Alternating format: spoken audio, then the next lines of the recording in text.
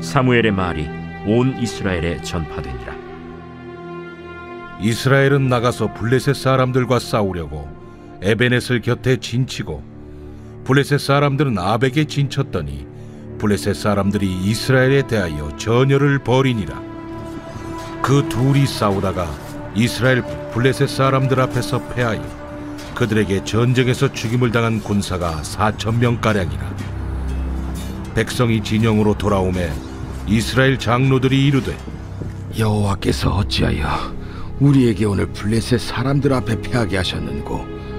여호와의 언약궤를 실로에서 우리에게로 가져다가 우리 중에 있게 하여 그것으로 우리를 우리 원수들의 손에서 구원하게 하자. 하니 이에 백성이 실로의 사람을 보내어 그룹 사이에 계신 만군의 여호와의 언약궤를 거기서 가져왔고, 엘리의 두 아들 홈니와 비느하스는 하나님의 언약궤와 함께 거기에 있었더라. 여호와의 언약궤가 진영에 들어올 때에 온 이스라엘이 큰 소리로 외치매 땅이 울린지라. 블레셋 사람이 그 외치는 소리를 듣고 이르되, 히브리 진영에서 큰 소리로 외치면 어찌 됨이냐 하다가 여호와의 궤가 진영에 들어온 줄을 깨달은지라. 블레셋 사람이 두려워하여 이르되, 신이 진영에 이르렀도다. 우리에게 화로다. 전날에는 이런 일이 없었도다. 우리에게 화로다. 누가 우리를 이 능한 신들의 손에서 건지리요? 그들은 광야에서 여러 가지 재앙으로 애굽인을 친 신들이니라. 너희 블레셋 사람들아, 강하게 되며 대장부가 되라.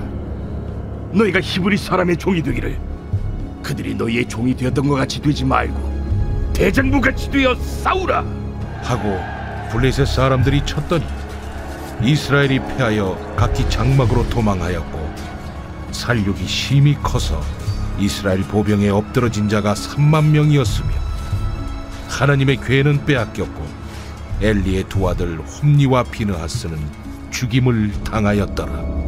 오늘도 우리의 인생을 이끌어 가시는 하나님의 말씀, 그것이 우리의 등불이 되는 줄을 믿습니다. 우리의 한 걸음에 한 걸음을 비춰나가는 하나님의 말씀이 나의 인생을 이끌어 가심을 날마다 고백하며, 또한 그 이끄심의 순종의 삶의 한 걸음이 오늘도 우리 앞에 활짝 열리기를 소망합니다.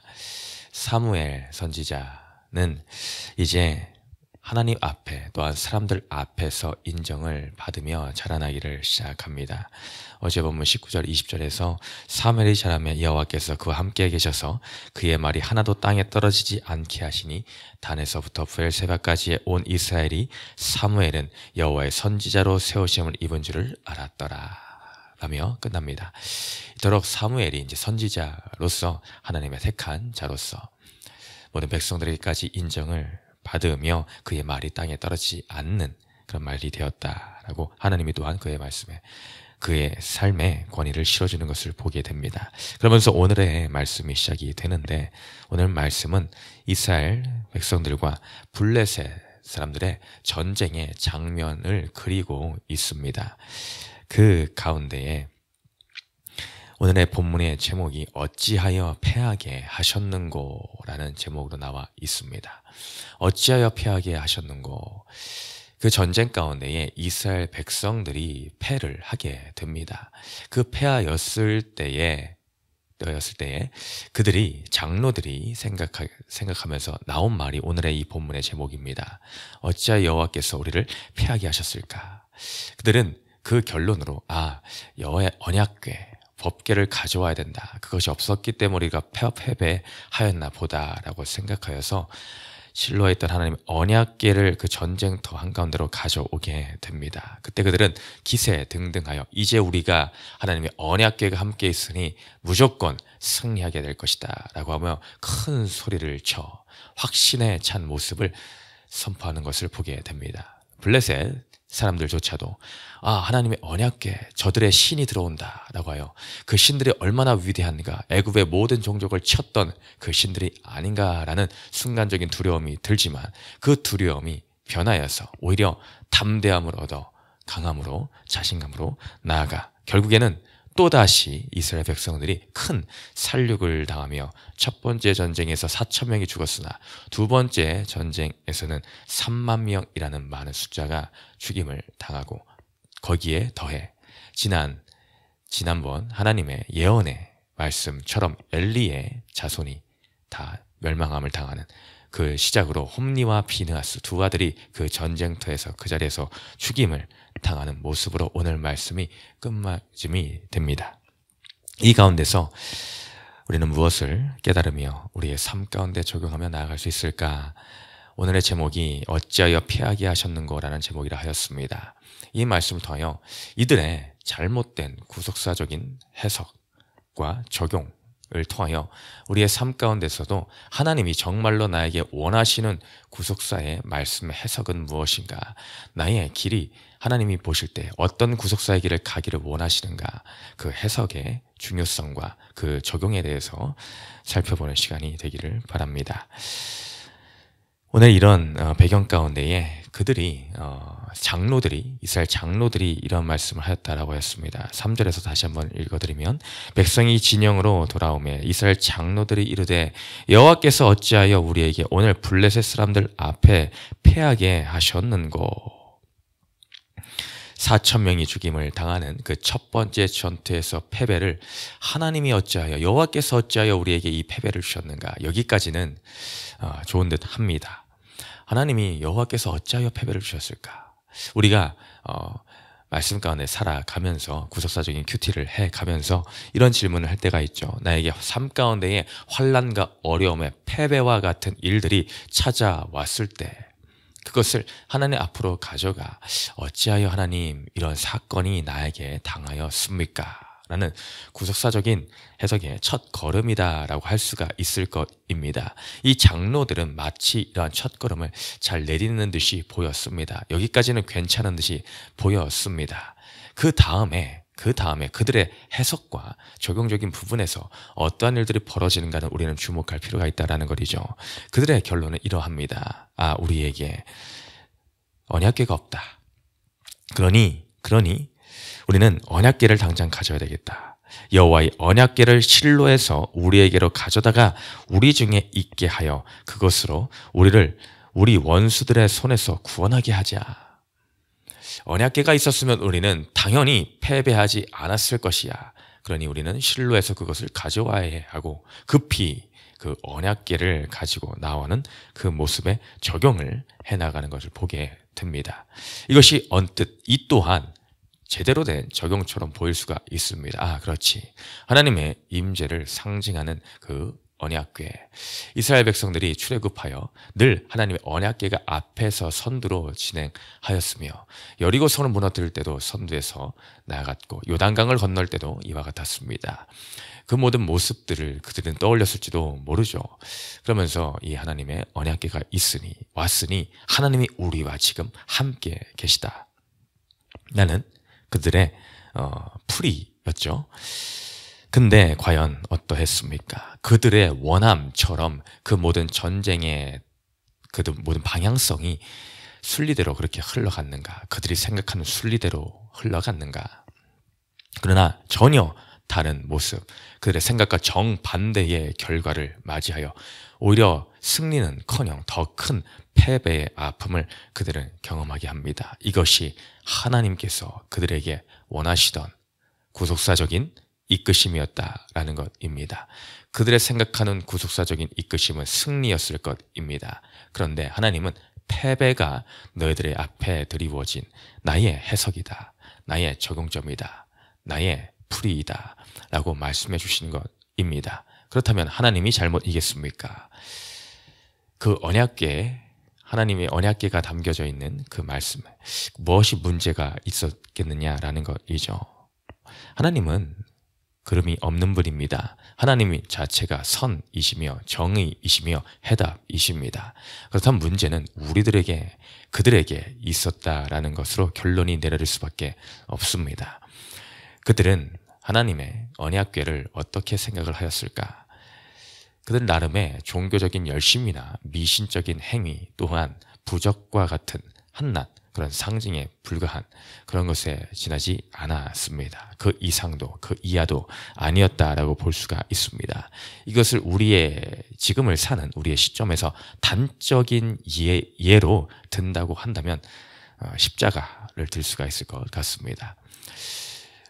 우리는 여기도 십자가가 교회의 상징의 심벌로서 많이 있습니다. 근데 주의해야 될 부분이 있습니다. 십자가 이 자체에 어떤 능력이 있다라고 착각을 하여서는 안 된다라는 것입니다.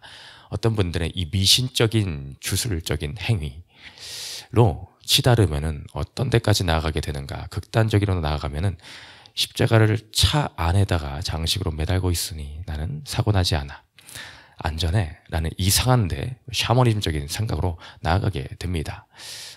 제가 오늘 여기에 보이지 않지만 이 안에 십자가 목걸이가 있습니다. 그러면 저는 날마다 어딜 가나 승리해야 됩니다. 뭐 사람들과 싸울 때 뭔 일이 있든 간에 다 괜찮아야 됩니다. 그러나 저는 그런 생각으로 차고 있지는 않습니다. 우리는 십자가를 보면서 주 예수 그리스도의 그 사랑하심과 아버지의 크신 은혜를 기억할 뿐이지 그 자체에 능력이 있는 것이 아닙니다. 그러니 그렇게 하면 우리는 맨날 어딜 가나 십자가를 그리고 살아야 되죠. 그러면은 그것이 나를 마치 모든 상황 가운데서 내가 원하는 방법대로 해결해 줄 것만 마냥 그런 게 됩니다. 마치 이거는 뭐 미신적인 어떤 옛날에 그런 거 있죠. 무슨 드라큘라나 뭐 귀신이나 나타날 때의 마늘 뭐 그런 데서 나오는 십자가 뭐 이렇게 드라큘라가 십자가를 보면 막 무서워하고 막 이런 이상한 데로 빠지게 된다라는 것입니다. 단적인 가장 큰 예로 이 십자가를 들은 것 뿐이지 다른 면도 마찬가지입니다. 이것을 또 다르게 해석하면은 내가 오늘 주일 예배를 빠지지를 않았으니 일주일의 삶이 형통할 것이야, 이런 모양도 해당합니다. 내가 교회에서 오늘 열심히 봉사를 하였으니 하나님이 나에게 얼마나 크신 복을 내려주실까, 이런 기복적인 것도 여기에 해당할 수가 있습니다. 이들이 법궤를 가져왔으니 그 형식적인 겉껍데기가 있으니 하나님이 반드시 내가 원하신 방향대로 이끌어 가실 거야, 이런 것입니다. 근데 우리는 그 중심을 하나님은 속지 않고 바라보십니다. 여호와 하나님은 중심을 보시니라. 나는 속지 아니한다 라는 그 하나님이십니다. 사람들은 이 모습을 보고 순간 속을 수가 있습니다.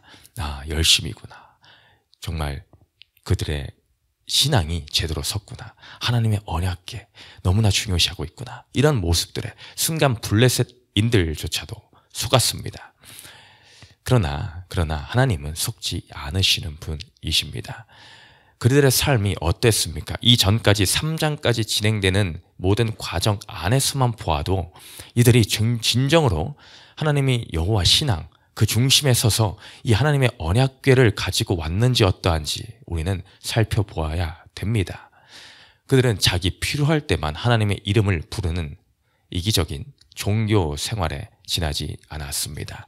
어둠의 시대, 암흑의 시대를 살고 있던 이 이스라엘 백성들, 평소엔 하나님의 이름을 부르지 않은 상관없는 삶을 살던 그 시대의 사람들, 이 위기의 때만 하나님을 부적처럼 여기며 당장에 꺼내 쓰는 어떤 내 필요에 의해 꺼내 쓰는 도구와 같이 여겼으며 그들의 신앙을 수단으로 여겼던 그들의 마음, 하나님은 수단이 아닙니다.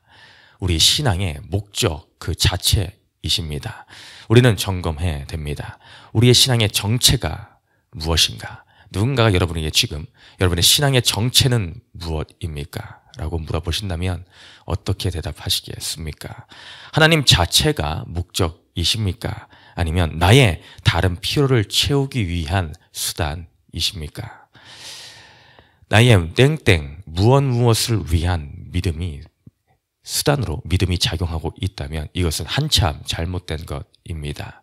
이것이 설령 나의 어떤 선한 것, 누구나 보아도 선한 것이라 할지라도, 아름다운 것, 좋아 보이는 포장된 것이라 할지라도 하나님보다 앞서서는 모든 것이 다 수단으로, 하나님이 수단으로 전락할 수밖에 없기 때문에 우리는 조심해야 됩니다. 이런저런 모양으로 사탄은 우리에게 틈을 다 들어옵니다. 때로는 사역이 하나님보다 앞설 때가 있습니다. 이런 부분조차도 우리는 조심해야 됩니다. 사역이 우상이 될 수 있다라는 것입니다. 이 말이 이상하게 들릴지도 모를 것입니다. 그러나 사실입니다. 하나님의 일을 한다고 하면서 그것이 하나님보다 앞선다라고 한다면 하나님이 과연 그것을 기뻐하시겠습니까? 그것은 껍데기만 있는 본질된 하나님이 없는 나의 열심에 지나지 않음을 우리는 깨달아야 됩니다. 하나님 없는 그 모든 것은 나의 열심입니다. 나의 욕심입니다. 그러니 오늘도 우리는 점검해야 됩니다. 이스라엘 백성들, 이 장로들이라고 하는 자들도 모범이 돼야 될 입장에 있는 자들인데 이들조차도 껍데기 신앙에 불과했구나를 우리는 깨달아야 됩니다. 만일 이들이 이 전쟁에서 승리를 하였다면 어떠했겠습니까? 그것은 하나님의 그들을 완전히 포기하였다라는 선언밖에 되지 않습니다. 그들에서 사랑이 없어졌다라고 해석될 수밖에 없습니다. 오히려 이들의 패배함이 하나님의 사랑의 나타나심입니다. 곱비 뿔린 망아지와 같이 삶을 살고 있는 아들이 있다라고 생각을 해 봅시다. 그들이 나가서 그 아들이 날마다 허구한 날 사고만 치고 다닙니다. 근데 그 아버지가 돈이 많아서 그 모든 사건들을 나서서 돈으로 다 해결해 줬다라고 생각을 해 보십시오. 평소에는 아버지를 찾지도 않는 그 아들이 잘못된 왜곡된 사랑으로 그 아들의 모든 문제를 다 해결해 주고 나선다. 모든 것을 다 감싸주고 커버를 쳐주고 있다라고 생각한다면 그 아들이 바로 잘하겠습니까? 아니면 오히려 그 아들을 책망하며 그 아들을 벌을 준다면 무엇이 사랑이겠습니까? 하나님은 후자를 택하십니다. 그 아들을 온전히 정말로 사랑하시기에 그에게서 그 모든 것들을 오히려 빼앗아가 오히려 하나님 앞으로 돌아오기를 원하시는 그 마음. 그러므로 우리는 나의 해석의 방향에 하나님을 끼워 맞추는 것이 아닌 하나님의 뜻에 내가 자녀로서 하나님의 주인된 그 뜻에 맞춰야 됩니다. 오늘 하나님이 나에게 어찌하여 이 패배를 주셨는가? 이것을 나의 입장에 맞추는 것이 아닌 오늘도 하나님의 입장에 맞춰서 우리가 주기도문의 고백과 같이 뜻이 하늘에서 이루어진 것 같이 땅에서도 이루어지이다. 오늘도 하나님의 뜻이 나의 삶에 이루어지기를 소망하며 나아가는 저와 우리 성도님 되시기를 주님의 이름으로 축원드립니다. 우리 두 번째 질문 읽고 마칩니다. 시작. 내가 버려야 할 기복과 미신적인 습관은 무엇입니까? 멈춰야 할 인본적인 확신과 기복적인 기대는 무엇입니까? 기도합니다. 어찌하여 패배하게 하셨는고? 주님, 우리는 여기까지 했을 때에 나름 구속사적인 해석을 잘 하고 있다라고 자부하지는 않습니까? 그런데 막상 뚜껑을 열고 보니 그 안에는 온갖 기복적인 것과 나의 해석에 하나님을 끼워 맞추려고 하는 교만함이 있지는 아니한가? 오늘 말씀을 통하여 되돌아보게 하여 주시옵소서. 언약 괴만 있고 하나님은 없는 불상사를 겪지 아니하도록 우리의 삶이 하나님의 뜻에 맞추어가는 귀한 복된 삶 되게 하여 주시옵소서. 감사드리며 예수님 이름으로 기도드렸습니다. 아멘.